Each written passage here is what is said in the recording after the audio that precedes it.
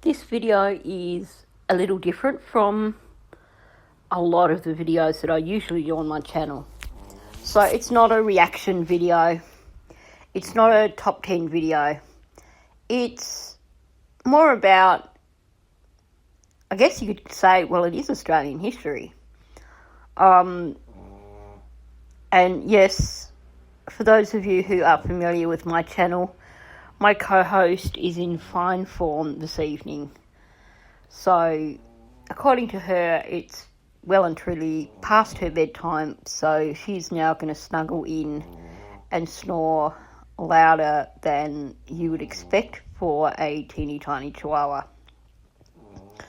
So, in this video, I'm going to talk about the Australian Rosny Children's Choir. I thought it was probably a good time to do so because I have a handful of videos that are basically some of the songs that have been recorded from Australian Rosny Children's Choir that I'm planning on uploading so that they are accessible for former choristers and also just for the sake of preserving history. So I thought before I do start uploading those videos, I probably should do a video about Australian Rosny Children's Choir.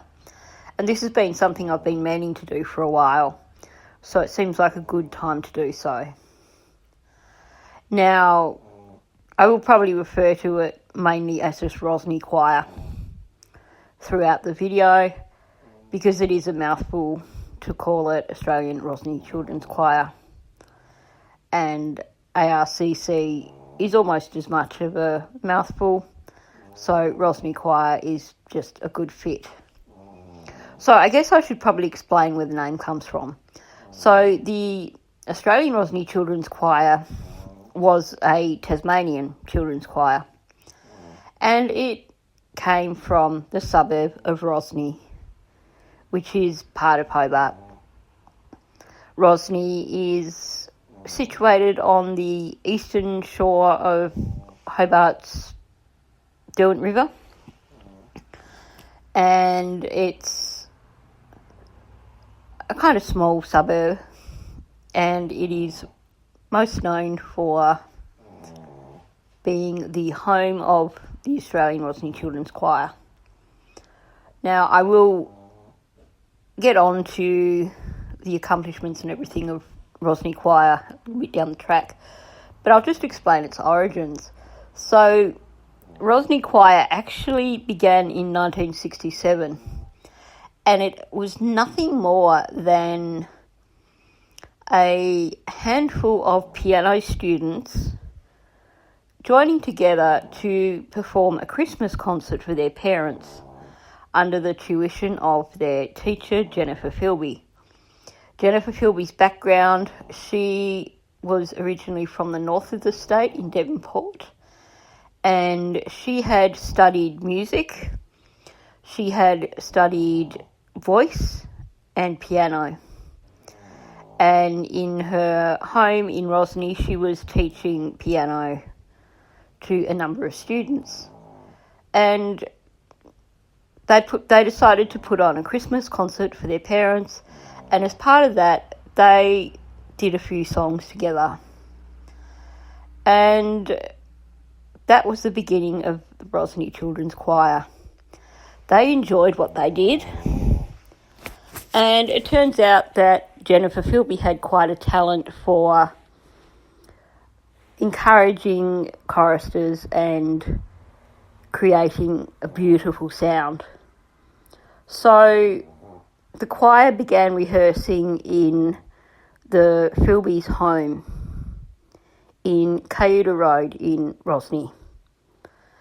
And within 4 years, they had started becoming quite well recognised because of how good they were. And they ended up heading off to Wales on a tour. It was something that much of Tasmania got behind, raising funds to help them get there.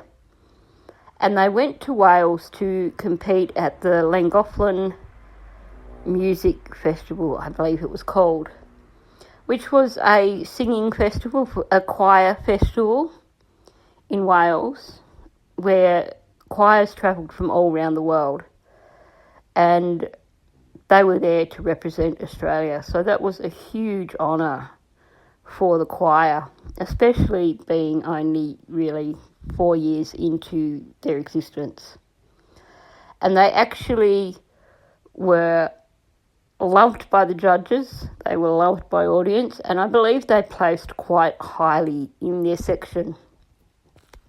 So that was the beginning of the Rosny Children's Choir. And from there, they gained more and more recognition.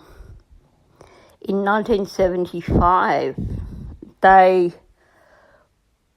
were trailblazers, essentially.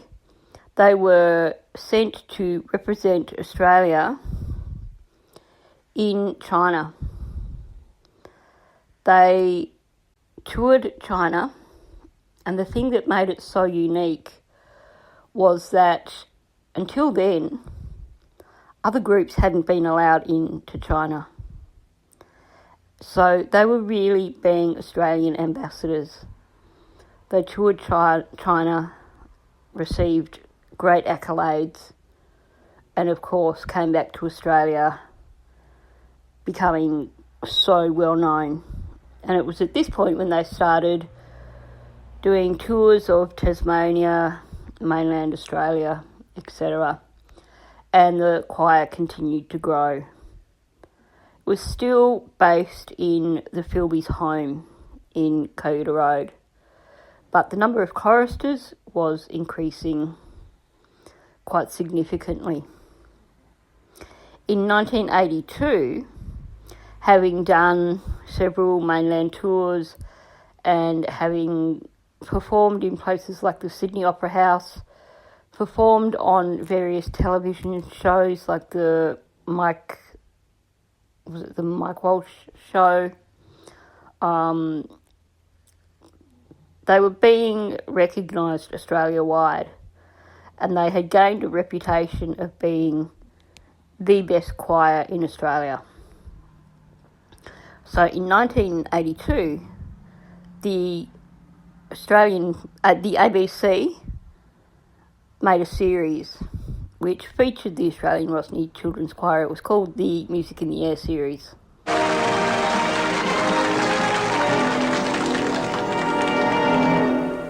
When I look around me every day, all the beauty that I see makes me give thanks to God for this world that He made for you and me. The world is a beautiful place, it's beauty everywhere. It's beauty in the smile that lights up a face, and the look that says I care. The world is a beautiful place, look and be aware. Whatever the color, creed or race, you'll see God's beauty there. And this was a series that aired for a number of weeks with many episodes featuring the choir in various locations around Tasmania, singing many, many songs in their repertoire. And you can actually find all those episodes in my playlist, in the Australian Rosny Children's Choir playlist, if you are interested in having a look. It is very dated music in some instances, but there are some pretty awesome images there, places in Tasmania. Some things were filmed at Port Arthur, some were just filmed up in the back hills of Rosny, etc. But by 1982, the choir had become so big that teeny tiny room downstairs in the Philbys' house was becoming quite chockers for choir rehearsals. So they needed to expand. Initially, they were only able to expand on Saturdays. The choir rehearsed Wednesday afternoons and Saturday afternoons. So what happened was that Wednesday afternoons, the choir continued to rehearse in the Philbys' home in Kyoto Road. Saturday afternoons, they were able to rehearse in the common room of Rosny College, which was a nearby year 11 and 12 school. So eventually it became a thing where rehearsals moved to Rosny College. In later years, they were actually given by the Clarence City Council. They were given the old Rosny Library as the choir home, which then gave them a rehearsal spot where they were permanently based. So they grew rapidly over the years. In terms of tours, China was just the start. So in 1984, they did a rather extensive tour of New Zealand, starting in Auckland, travelling all the way down to Queenstown, and that was 27 concerts in 21 days. So plenty of time for leisure, but also lots of hard work. This was followed in 1987 by a tour of Japan. And then in 1988, they, as well as part of a mainland tour starting in Sydney and heading up the coast, they spent a week as guest artists at World Expo 88, performing daily on one of the stages there. As I mentioned, they did many mainland tours, many tours around Tasmania, and they were recognised as the best choir in Australia. They performed for some extremely important people: the Queen, Princess Anne, Prime Minister Bob Hawke. The list goes on, and they performed alongside many phenomenal Australian artists such as Normie Rowe and the Seekers. So they were well and truly recognised as for being a pretty damn good choir. In terms of LPs, as they were known in the day, they recorded multiple albums. So from memory, I would say 6, maybe 7 albums. And given that this was a choir with children ranging in ages from 6 to 18, the dedication required for doing that was phenomenal. Recording sessions could be several weeks long, and the children would, for 5 days a week, and then on a Saturday as well, would head to the Odeon, which was a theatre in Hobart.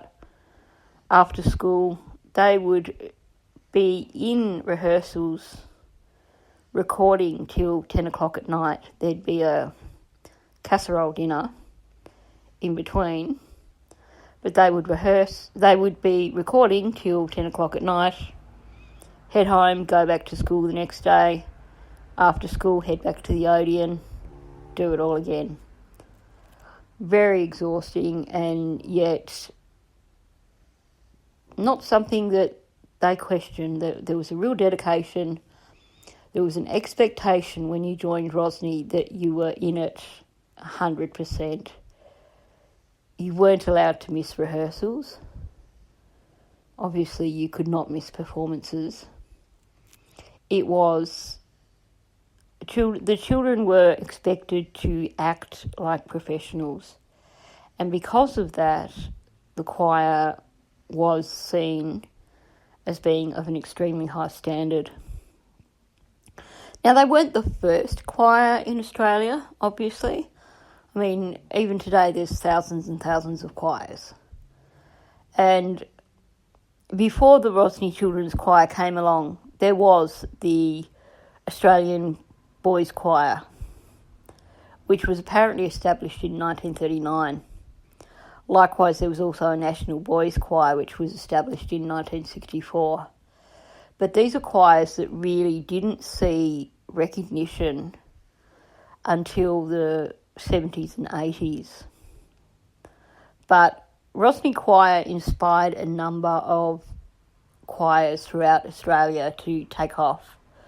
So, following their tour of China in 1975, the Australian Children's Choir was formed, which today is recognised as one of the foremost choirs in Australia. And then, at the time of their tour to New Zealand in 1984, the Australian Girls' Choir was formed. So, they've certainly been trailblazers. In terms of other achievements, in terms of things that they probably should be recognised for, and something that is very little known, is that they essentially created the flash mob, or at least in Australia they did. It was not uncommon when the choir was on tour, if they were in a restaurant somewhere, for them, because of their background, Jennifer Philby was a Christian and tried to keep the choir very Christian focused. So on tour and at camps, it was expected that they would say grace before their meals. But rather than saying grace, the choir would sing grace in 3-part harmony. And it was not uncommon for them to be in a restaurant somewhere and to start singing in 3-part harmony for grace before they ate their meals. And of course, back in, I think it would have been about 1983 or 84, prior to their trip to New Zealand, the choir were in Melbourne on a tour. They were also doing a performance and a recording of a somewhat hideous cantata called Roger Bandy, which thankfully there are no existing recordings because it was a bad piece of work. So whilst enjoying the sights of Melbourne, they visited the planetarium, and in there amongst public, because Mrs. Philby recognised that the acoustics were pretty damn good, she had them burst into a song called O Magnum, which is a 4-part harmony, and people that were in there were quite surprised. So it wasn't uncommon for the Rosny Choir to do such things. It was the norm every Christmas for them to do a Maya walkthrough, which basically involved starting at a particular spot in Maya and walking through singing Christmas carols. I think that used to end on a staircase in one section of Maya's. So, given that was back in the 80s, and who knows when singing grace at restaurants began, presumably that was something that always happened with them.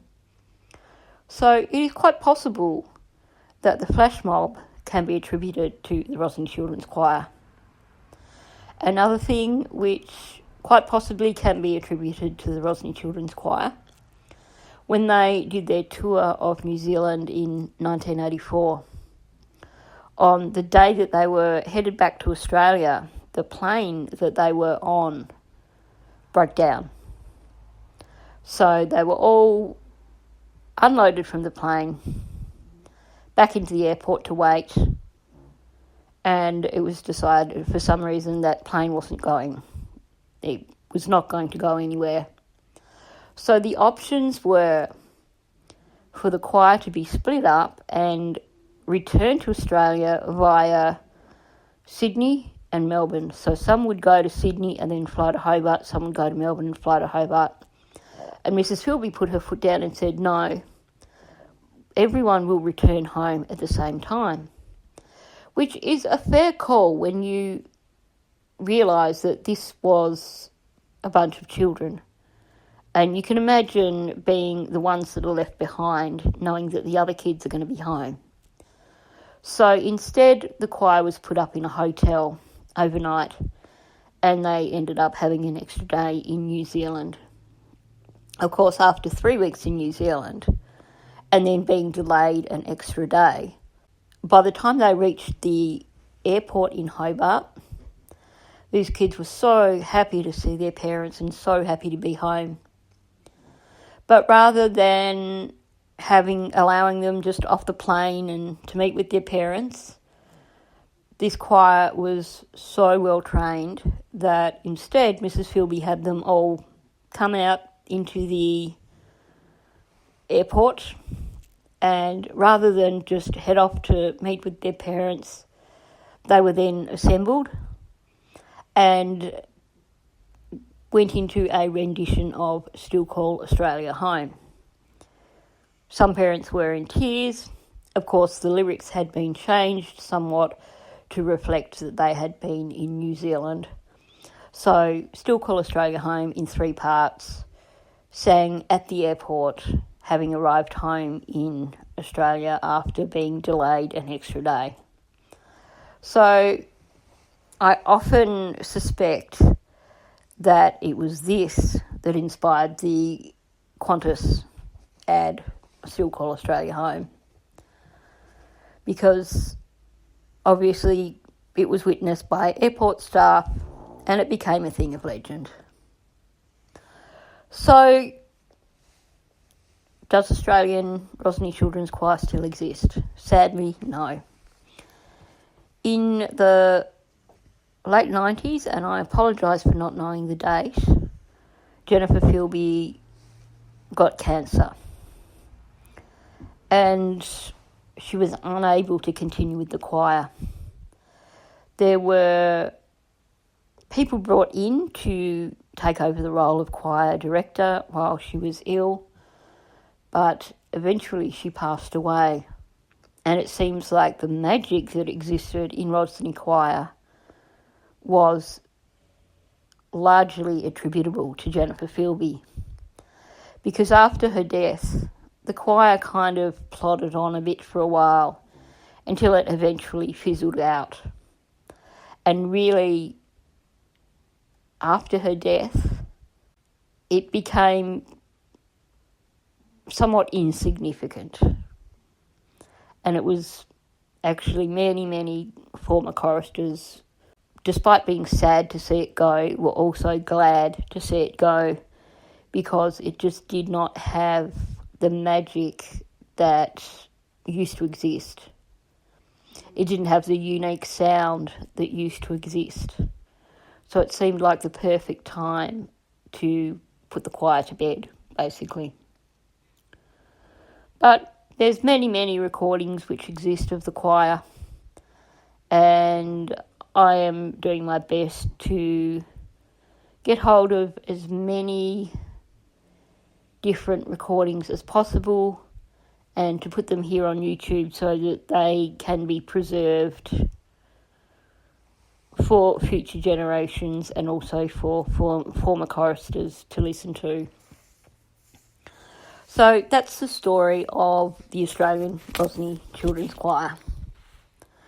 If you've stuck with me throughout this whole narrative, thank you for listening. I know it was an unscripted one, so possibly longer than it needed to be, but I thought it was probably something that was easier to just do it ad-lib rather than trying to work off a script. In case you hadn't guessed, I was a chorister in the choir for 10 years, so have some knowledge of its history. I was part of the touring group, so I did do a number of those tours. I won't go into which ones because then that probably gives away my age, although I think most of you probably got that nailed by now anyway. So, if you are interested in hearing the sounds of Rosny, there is a playlist on my channel which has not only the videos which I am soon to download, but a rather extensive playlist of many of the songs that were performed over the years by Rosny Children's Choir. So if you just look on my playlist, you will find Australian Rosny Children's Choir. And you will see over the next week or so that I will be uploading a number of videos of various songs from one of their albums up to this YouTube account. So thanks for listening. If you're new, please subscribe. Please hit the like button and leave a comment below. Have you heard of the Rosny Children's Choir? Or have you heard of other Australian Children's Choir? Let me know your thoughts. Thanks, and I'll catch you in the next one.